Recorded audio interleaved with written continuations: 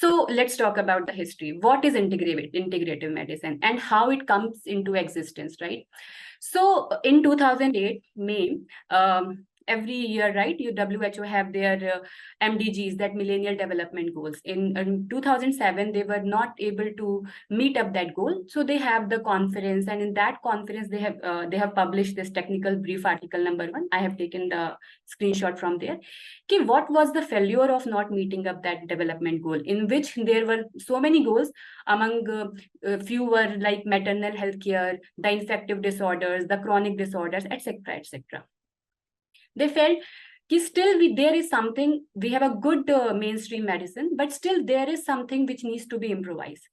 Every healthcare system should come together and, right, they should integrate and work towards the benefit of the patient. He said, the Director General of the WHO said a very effective statement that we need a comprehensive, integrative approach to serve health delivery.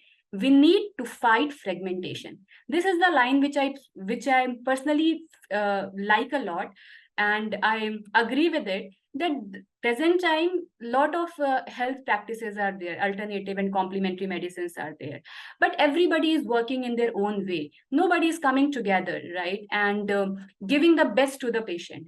On this ground, they have given the definition of the integrative medicine. So WHO says that the integrative medicine is the organization of health services which people get when they need it, when in the user-friendly manner and with the desired result. Okay, this is the definition which talks about the integrative medicine by WHO. It never says that you have to just put two medicines of different pathies together and to give to the patient, right? Another definition was given by National Center of Complementary and Integrative Health. They said that it's a combination of mainstream medical therapies with the CAM therapies. CAM is the complementary and alternative medical therapies, who has the scientific evidence of their safety and efficacy. So NIH definition is little bit, concise towards the therapies only. But if you see the definition of the integrative medicine, is quite comprehensive, and I will tell you how it is comprehensive.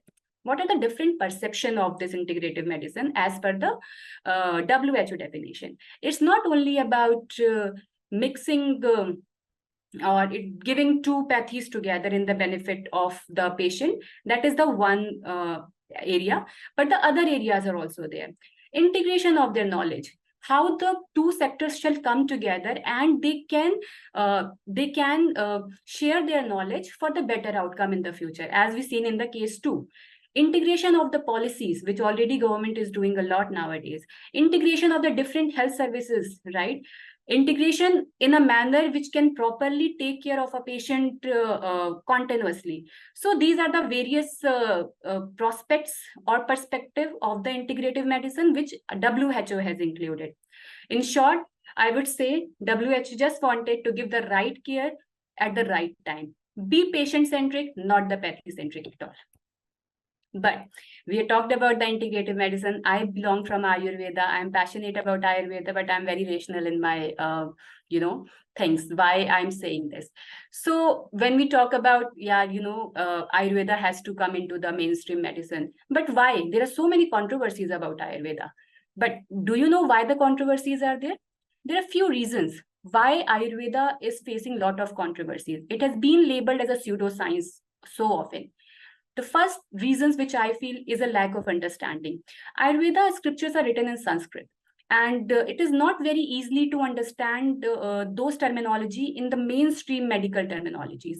But now our government is doing a lot of initiative on that. We have a portal which can at least give you the precise idea of that particular principles, what it is actually. Second reason, OTC drugs. The 70% of the Ayurvedic drugs are over the counter, right? People are going, they are just buying and having it. And then if they are in the lack of supervision, they are having the overdosage. They are taking the wrong medicines as which is not suiting their body. And who is getting blamed? Ayurveda. Misguiding advertisement. You will see lot of advertisements. You will be on the newspapers, maybe on the walls. You will be saying that come, I will 15 days take Ayurveda treatment. You will be free from the kidney disease. If you take the Ayurvedic medicine, you need not to go for a COVID vaccines, right? Such false, unqualified practitioners are making such advertisement, on which also we have a now act, Drug and Cosmetic Act has given the law there. Third, confusing Ayurveda with herbal and organic. Yeah, it's a platform I got, so I just want to mention Ayurveda is not only herbal and organic. Herbs, organic is fine, but you cannot take all the herbs. Anyone cannot take all the herbs. There's some principle behind it. Who can take, when can take, how can take. That is Ayurveda, a principle observational science, not the herbal and the organic thing, which is again creating a nuisance for Ayurveda. Third, misconception about side effect and the adverse effect. Side effects, people feel that if it is herbal, there is no side effect. I agree, in the scriptures, lot of medicines had not been mentioned having any side effects, but there is something called the adverse effect.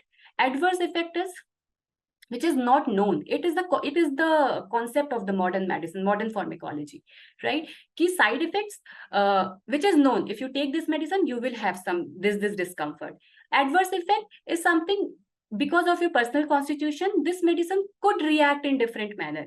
So Ayurveda has the side effects of few medicine, and most of other medicine could also show the adverse effect if it is not taken properly under the supervision, or if the medicine has not been prepared by the protocols.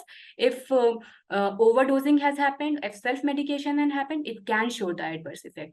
The good thing in the established mainstream medicine is that whenever the adverse effect of any drug is happening, people are going to the pharmacovigilance center and reporting it, and it is coming into the side effects again. But in the Ayurveda, people are not going to the pharmacovigilance center, which is the irony. And we have also very few pharmacovigilance center, but the good thing is started now, which is not getting reported, and it's not coming under observation at all. But who's getting blamed? Ayurveda. There is no science behind it.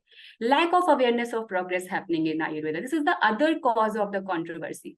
If you see one case of liver injury by taking the Ayurvedic medicine get hyped in all the news channels, all the papers, everywhere you will get to see that. But why it happened, nobody knows. Whether it's the over-the-counter usage, whether it's some self-medication, anything could be the reason, or it could be the doctor also. Maybe the manufacturers have not prepared the drug well. But the good things what is happening in Ayurveda is completely unaware. Lot of researches are going on, lot of the pharmacodynamic studies are going on, lot of pharmacokinetic studies are going on, right? But this is also one of the reason which has created controversies in Ayurveda. But believe me, Ayurveda has that heritage of knowledge, which can definitely contribute in integrative medicine a lot. And in that way, I will go directly to how it can help in the integrative medicine.